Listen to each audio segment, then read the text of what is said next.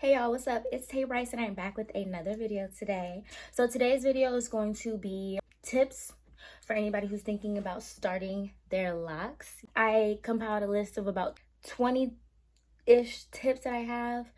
Some of them might piggyback off of other tips, so I'm going to try my best to consolidate everything. These are some things that I wish I knew before I started locks. These are things that I wish people told me before I started locks. So I'm going to be sharing that information with you guys today. And if you feel like I left anything out, comment down below.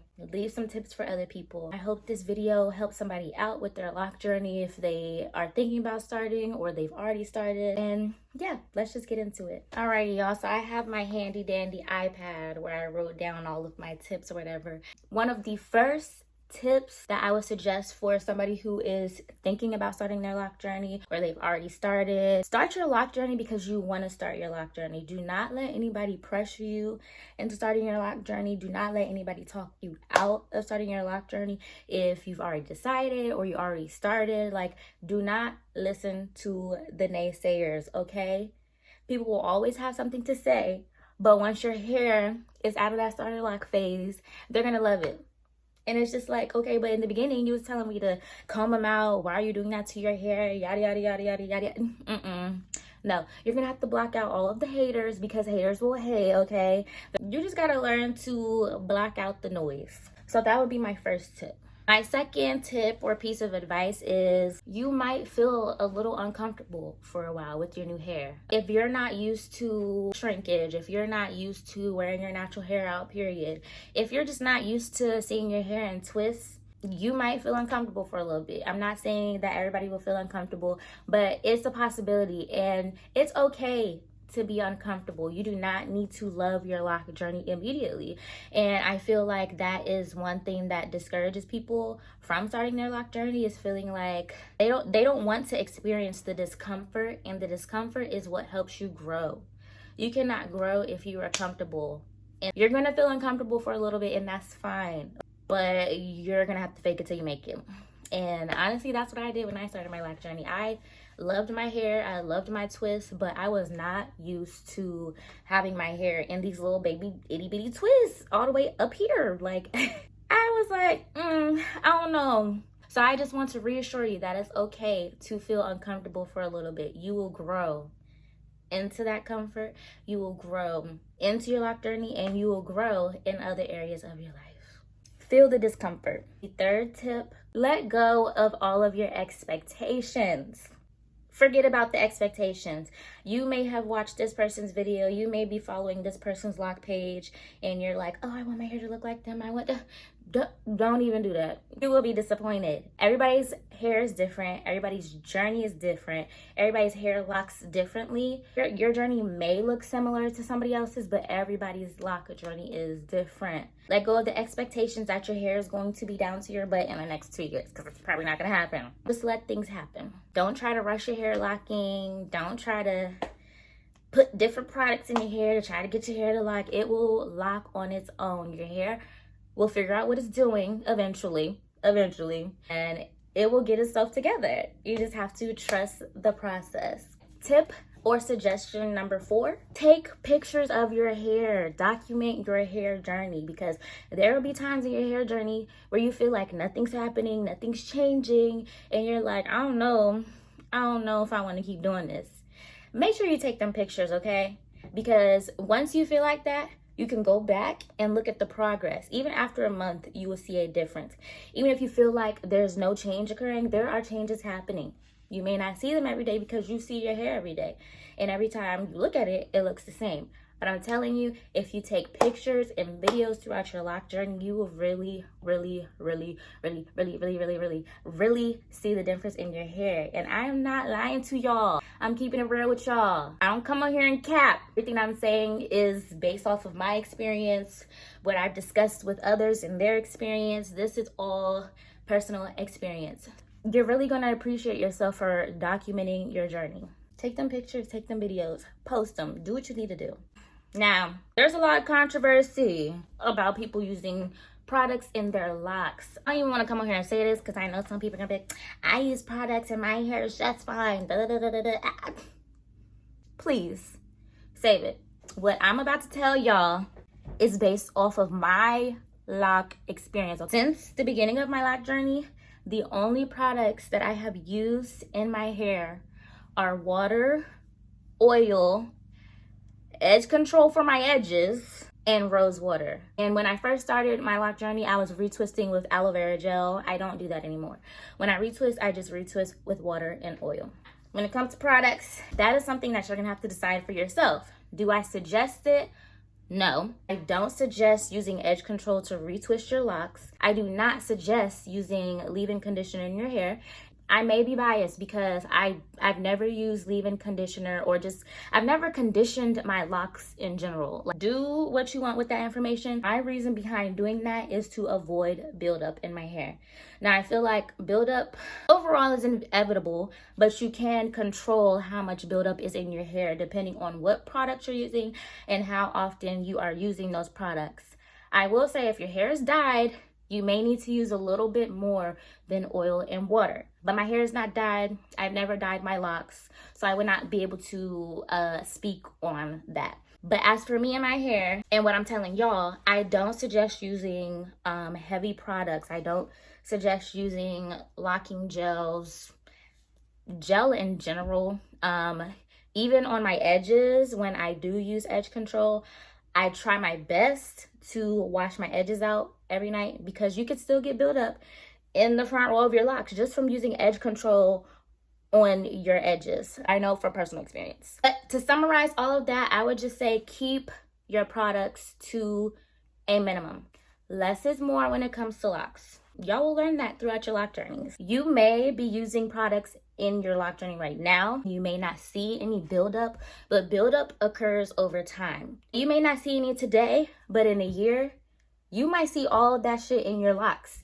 Buildup happens over time. That's why it's build up. It builds up over time. A year from now, your hair will reflect what you were doing to it, what you were putting in it. But do what you want with that information, because I'm biased. I do not use gel in my hair. Everything that I'm saying is my opinion. Keep that in mind, because I know how you girlies like to tussle. My next tip for you guys: avoid overstyling, avoid over retwisting, avoid tight styles. You do not want your locks falling off the bone. You would be really upset if your locks are falling off the bone 2 years from now because you decided you wanted to retwist your hair every 2 weeks. Starting my lock journey off, I retwisted my hair once every 4 weeks, and now I try to go longer in between my retwists. Like I said, I'm almost 3 years locked at the end of May 31st. I have 3 years of experience now, so I feel like I can share this information with you guys. And another reason I try my best to avoid tight styles is because over the years of having my locks, minimally manipulating my hair, my scalp has become so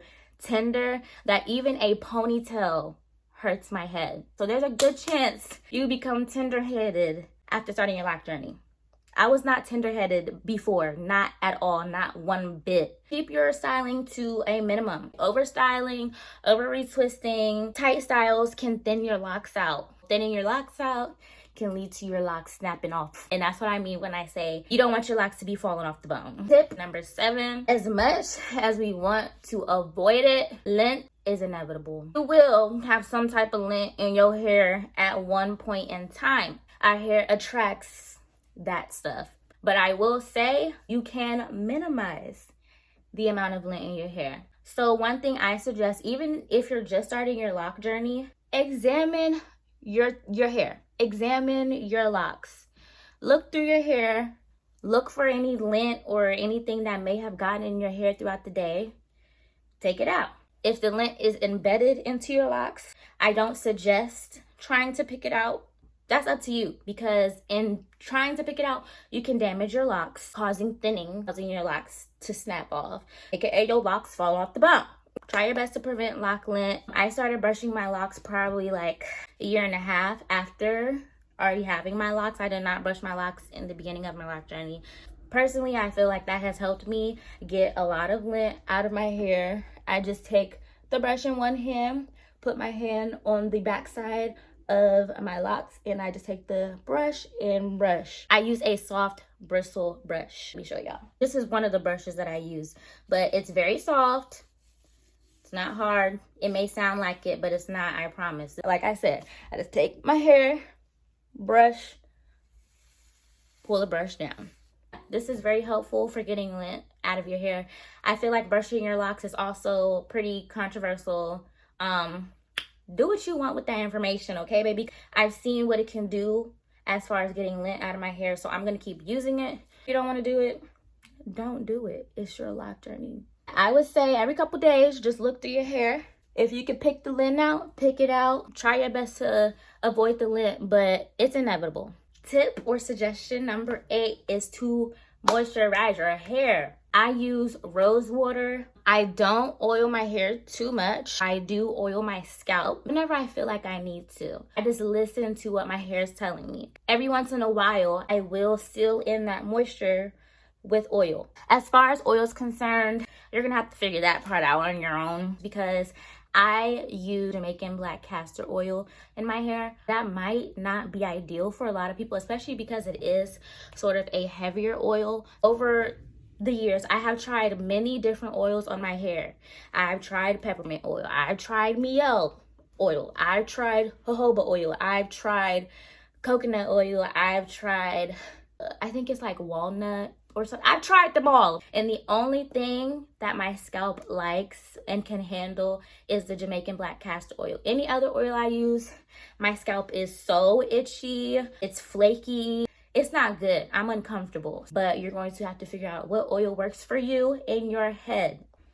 Tip suggestion number 9. You do not need to wait 2 months to wash your starter locks. I don't know why I keep telling people that, but stop. You can wash your starter locks whenever you want. I washed my starter locks after probably 2 weeks of having them. Now I wash my hair maybe once a month. Sometimes twice. Yeah, your routine for your hair might change throughout your journey. At the end of the day, this is your lock journey and you need to figure out what works for you. Tip suggestion number 10. I do not recommend protective styles over your starter locks. You know, this is everybody's own preference, but in my opinion, I feel like you need to get comfortable with how you look. Also, because you don't want to disrupt your locking process. Do what worked for you in your lock journey. Tip number 11 or 12, I think. No, 11. Make sure you sleep with a bonnet on. Do not go to sleep without something on your head. That is the easiest way to have lint in your hair. Tip number 12, and I'm about to tell y'all some shit most of y'all don't want to hear. That retwist ain't supposed to last all month. Your retwist is not gonna retwist all month long. The retwist is just to help your locks form. You are not gonna be able to see your scalp 24/7. This is number 13. Your hair is gonna shrink. Let it shrink. Shrinkage is helping your hair lock. Your hair is shrinking up, tangling up, locking in on itself. It needs to shrink. It's all about the process. Number 14, budding is good. Okay, when you start your lock journey and you're maybe like at 3-month mark and you see these, well, I can't show you, but you see these bulbs in your hair. It probably starts right here at the roots, right? Y'all see those in your locks, right? Yeah. That is your hair shrinking up, expanding, locking in on itself. So I don't think that there's anything wrong with your hair. It's completely normal. Throughout your lock process, your locks are going to go through a bunch of different phases. They're going to look deformed. They're not going to look right. And you're going to be like, is it supposed to be like this? Yes. This is number 15. It's kind of a repeat of one that I said earlier. I don't recommend retwisting before the 4-week mark. Number 16, dyeing and bleaching your hair is going to change your hair. Bleach and dye is going to change the chemical makeup of your hair. I'm not saying your hair can't be healthy, but your hair is going to act differently from what it did or from how it did act pre-bleaching and dyeing. So keep that in mind. The bleach and the dye is literally breaking the chemical protein bonds in your hair, resulting in weaker hair. You're going to have to alter your routine, your hair routine. I'm not saying you can't have healthy locks with dyed or bleached hair, but you're gonna have to do a little extra. I can't suggest what that little extra is because my hair is not dyed or bleached. And number 17 is use conditioner. Don't use conditioner. Use it. I don't know. I I don't use it. My reasoning behind not using conditioner is because of how thick and creamy conditioners are, and I know that that product can get stuck in my locks if I don't rinse it out thoroughly, or even if I think I'm rinsing it out thoroughly. But again, everybody's hair is different. Everybody's lock journey is different. So if you find that you need conditioner in your locks and it's essential for your hair health, then do what you need to do. Yes, okay, this is another important one that I wish I knew before I started my locks. Figure out, first of all, how large or small of locks that you want to have. Figure out what type of party you're going to have, whether it's square, rectangle, diamond, triangle, I don't know. Whether you're going to have your hair, your parts in a brick pattern, or if all of your locks are going to line up a certain way. Figure that out before you start your locks. Like, I made sure I had a middle part, and I made sure I was able to have side parts. I started my 2-strand twist baby locks, starter locks on my own.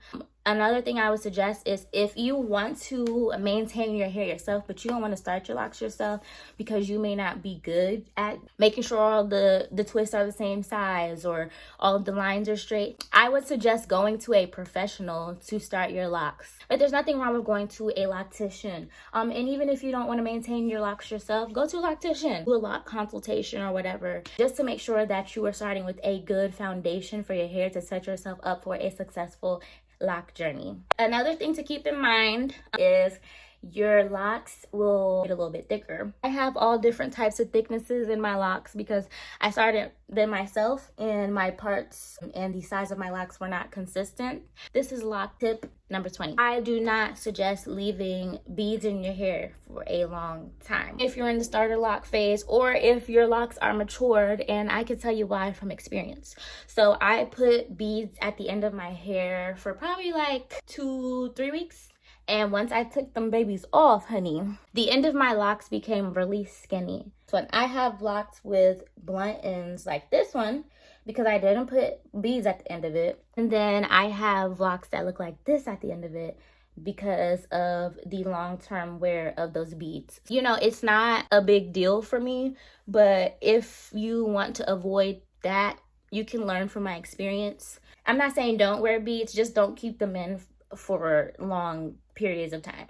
This is the last tip or piece of advice that I have for anybody who has just started their lock journey or they're thinking about it. Hang in there. This is your lock journey. Block out the outside noise. This is your hair. This is your life. Do what you want to do. Do what works for you in your lock journey.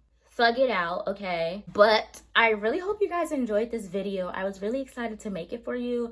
Maybe you can tell by the excitement throughout the video. Yeah, thank you guys so much for watching this video. If you've made it to the end, make sure you follow me on all of my socials. I have my main Instagram page, which is taybryce_.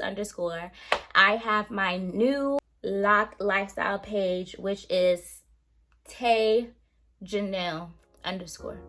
I'm gonna put it right here on the screen, and I will see you all in the next video. Bye.